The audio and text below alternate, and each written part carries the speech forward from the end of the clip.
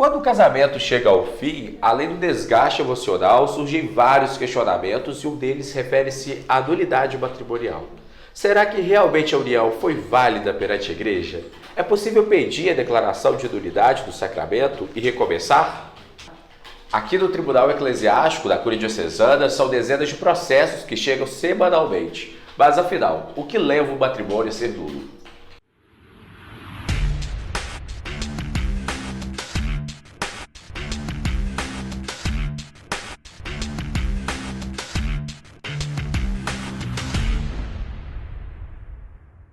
E a nossa boa conversa de hoje é com a Tereza Rezende, ela que é notária do Tribunal Eclesiástico da Diocese de São João del Rei. Mas antes de começar a nossa conversa, Tereza, aquele recadinho de sempre. Se inscrever no canal, clicar no sininho, dar like no vídeo, para assim que a gente publicar um material novo, você receber a notificação. Tereza, estamos na semana do Dia dos Namorados, né? Uma semana assim voltada mais para o amor, para o relacionamento, mas é importante trazer questões objetivas e relevantes em relação a casais. E um dos pontos mais procurados hoje é o processo de nulidade. Aí eu te pergunto, o que é a nulidade de casamento?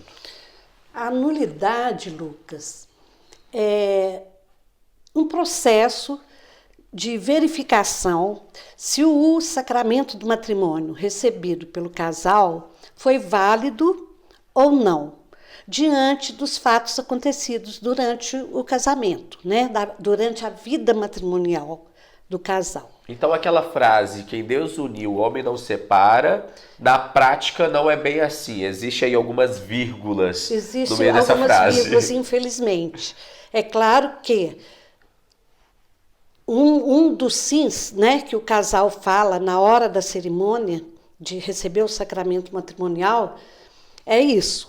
Que Deus uniu, o homem não separe, né? Mas há muitas separações. Então, a igreja hoje, ela dá, vamos dizer assim, essa chance do casal que não deu certo, que por um motivo ou outro, né, se separou, se divorciou e depois conheceu uma outra pessoa, e até já está vivendo junto ou casada no civil com essa outra pessoa, dá essa chance de solicitar a declaração de nulidade matrimonial. Deixando claro que a nulidade não é anular o casamento foi feito, foi realizado e ele é válido, né? Agora, pode ser declarado nulo mediante os fatos acontecidos que levaram à separação.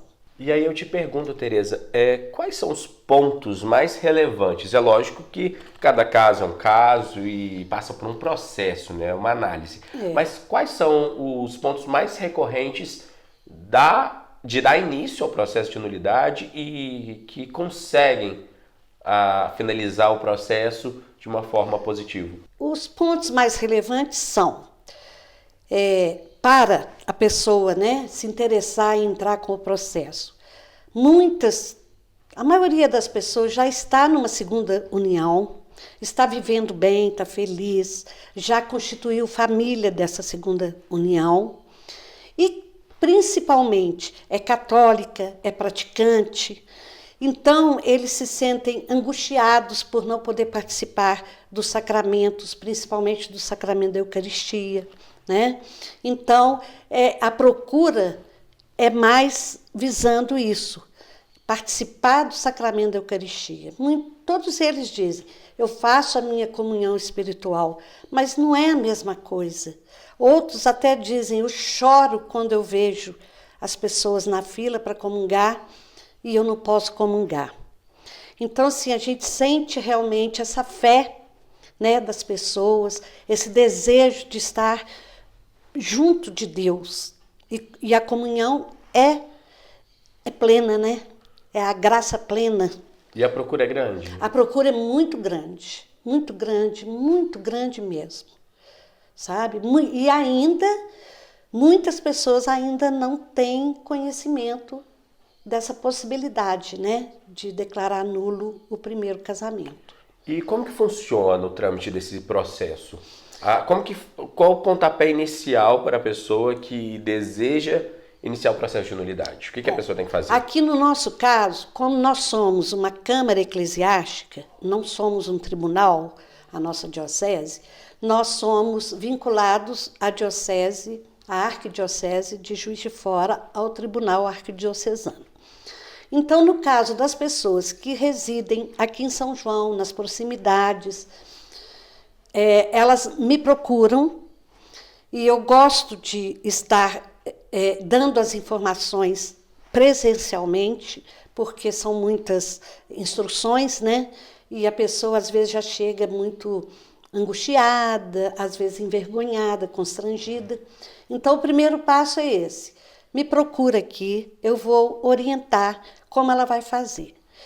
O que ela vai fazer? Primeiramente, ela vai escrever, trazer escrito, digitado de preferência, a história dela com a outra parte, né? São duas partes. A parte demandante é quem está entrando com o processo, demandada é a outra parte.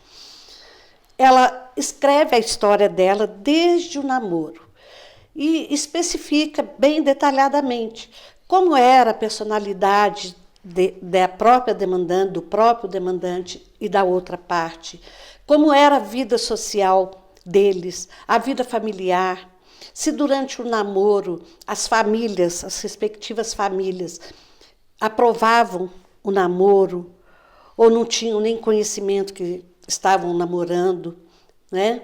Se houve durante o namoro intimidades, e se caso houve, essas intimidades levaram a uma gravidez indesejada, e ainda, consequentemente, a gravidez forçou ao casamento, apressou o casamento, se eles já tinham intenção de se casarem, ou se casaram somente por causa da gravidez, para agradar familiares ou a sociedade, né? Tem cada caso é um caso. E todos esses pontos passam por análise para caminhar para o processo e ver a possibilidade de nulidade.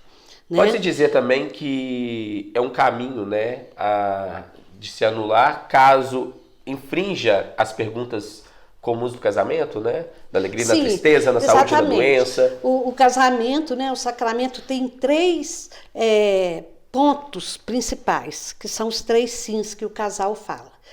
Se alguém disse um sim só por dizer, porque está lá, virar um roteiro, né? Exatamente, já é normal. Aquela coisa já padronizada, né? Se disse um sim, mas na prática não foi dizer, um sim. É passível de nulidade. Então, assim, são 3, né? É a geração e criação de filhos, a indissolubilidade do casamento e a fidelidade. Se um desses 3 tiver sido infringido, é passível de análise para uma nulidade matrimonial.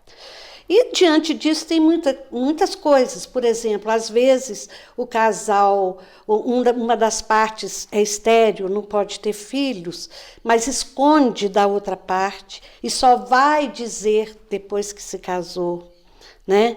Ou o casal ou uma das partes não quer, de maneira alguma, ter filhos, também é um motivo. Então, assim, são vários motivos, né, passíveis de análise para levar a uma declaração de nulidade. Então, o primeiro passo é esse. Ela vai contar tudo, a parte, né? Vai contar desde o namoro, noivado e casamento, o dia do casamento, durante a vida matrimonial, a criação dos filhos, a manutenção da casa, as convivências familiares e sociais, né? E aí, com esse relatório pronto, detalhado, né? O que acontece? Para onde esse documento vai? E junto com isso, eles trazem os documentos necessários, né? Que são a certidão do casamento civil com a averbação do divórcio, todos esses documentos comprobatórios. Daqui, eu envio para o tribunal em Juiz de Fora, né? E aí, o próximo passo o tribunal envia uma carta para a parte demandante e uma para a parte demandada, avisando que o O libelo, esse pedido, esse relatório, esses documentos se chamam libelo, que o libelo foi aceito. É um protocolo, né? Eles protocolam, dão um número de protocolo para aquela causa. E a parte demandada é convidada, citada a vir aqui, ler o que a parte demandante escreveu e ter a oportunidade de contestar. Ela vai ler, ela tem todo o direito de falar, não, isso aqui é tudo mentira, não, isso aqui é verdade, não, quem foi infiel foi ele, não fui eu, entendeu? Então, se ela tem todas as oportunidades que a parte demandante tem, a parte demandada tem, inclusive de indicar testemunhas também, que a parte demandada indica na ocasião da execução do libelo. As duas partes precisam estar em consenso, acordo com relação à nulidade ou não? Se uma desejar dar continuidade com o processo e outra talvez quiser travar aí esse processo, como que funciona isso? Então, o que acontece?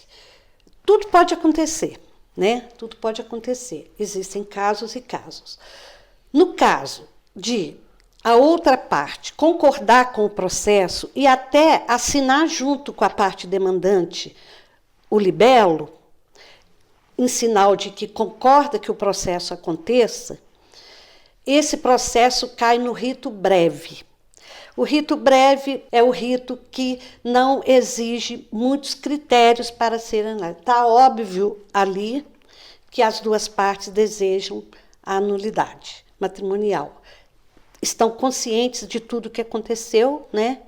E que realmente o casamento deles não podia dar certo. É o rito breve. Quando a outra parte se opõe, aí já cai no rito ordinário, que aí já são outros trâmites que deixam o processo mais criterioso, né? Mais aberto a mais análises, né? E às vezes, dependendo das causas e dos motivos, é levado até a uma segunda instância. Com o moto próprio do Papa, cortou a segunda instância, que todos eles, até então, passavam por duas instâncias. Hoje não existe mais, mas, se for necessário, eles encaminham para uma segunda instância. E, às vezes, até uma terceira instância, que já é em Roma. Aí eu te pergunto, em média, quanto tempo dura um processo de nulidade? Em média, dentro dos trâmites normais, 2 anos, 2 anos e meio, né? O que eu digo para o pessoal, não é uma promessa, mas em média é isso.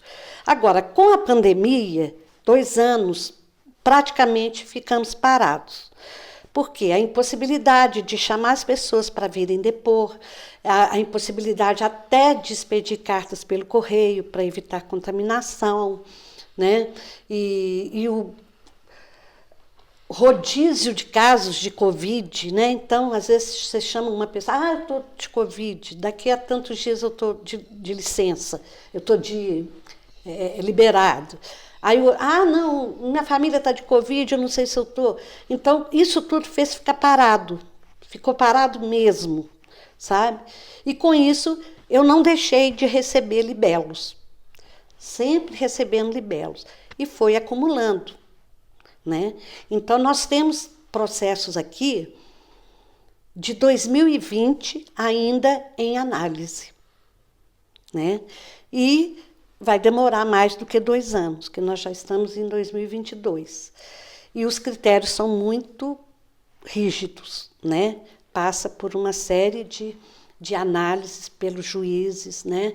E tudo. Então, esses de 2020, devo ter algum ainda de 2019, e a partir daí eles estão protocolados, porém estão aguardando na fila. E concluindo o processo, as pessoas elas estão aptas para poder realizar um novo sacramento do matrimônio, inclusive dentro da igreja, né? Sim. O processo, a causa, sendo declarada nula positivamente para as duas partes ou para uma das partes, sem veto, dá o direito de se casar, de contrair novas núpcias, né? Às vezes, o casamento é declarado nulo, porém, é feito um veto.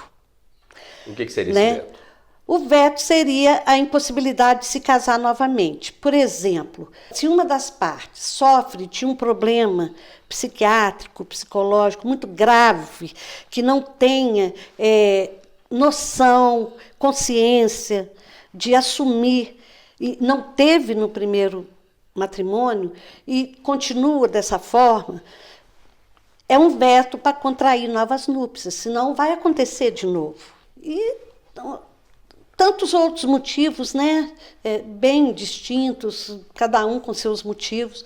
Mas, assim, esse veto também não impede totalmente, porque, como é feito, quando vem com veto, quem retira o veto é o próprio bispo, né, da diocese. Aí é feito um requerimento pela parte que recebeu o veto. Essa parte, ela se submete a uma entrevista com a psicóloga do tribunal, que no nosso caso é a Ivânia. A Ivânia faz testes, faz, às vezes, mais de uma entrevista com aquela parte e faz o laudo. De acordo com o laudo, o bispo retira o veto. Você, no início da entrevista, falou que há várias histórias e tudo pode acontecer. Já aconteceu de algum casal em processo de nulidade ver que ainda existe um amor e eles se reconciliarem? Já aconteceu. Desde que eu estou nisso, 2 vezes aconteceu com dois casais. Ligaram, pediram para arquivar o processo porque eles estavam se dando uma nova chance. Porque é diferente o processo de nulidade com o divórcio, né? Deixando bem claro. O divórcio na área civil, né? Eu particularmente nem tomo conhecimento, sei ali pela certidão, mas a gente nem entra nesse ramo, né? Agora sim, as partes se dão uma nova chance, se reconciliam, e eu torço para que eles estejam felizes, né? Como não foram a primeira vez, mas que estejam, né? Tenham aparado as arestas e tal, entrado no acordo e estejam felizes. Não sei te dizer. Que eu me lembre, 2 casais pediram para arquivar por causa de reconciliação. Já houve também, durante um processo, uma das partes ter falecido. Aí arquiva-se o processo mediante a certidão de óbito. Tereza, muito obrigado por trazer esclarecimentos. Acredito eu que tirou muitas dúvidas das pessoas, porque é um assunto recorrente, que as pessoas ficam nessas dúvidas ainda, né? De é possível anular um casamento? Já que tem essa frase, né? Que Deus uniu, o homem não separa, casamento é para sempre. É possível mediante, né, essas análises e também a vontade da pessoa de tentar a felicidade, né? E quem tiver interesse, basta ligar para a Cúria, né? 3371-4746 ou 1011. Ou 1011, que eu estou aqui à disposição. Tereza, muito obrigado. Muito obrigado a você de Precisando. casa por acompanhar mais uma boa conversa. Semana que vem, um novo encontro marcado. Um grande abraço.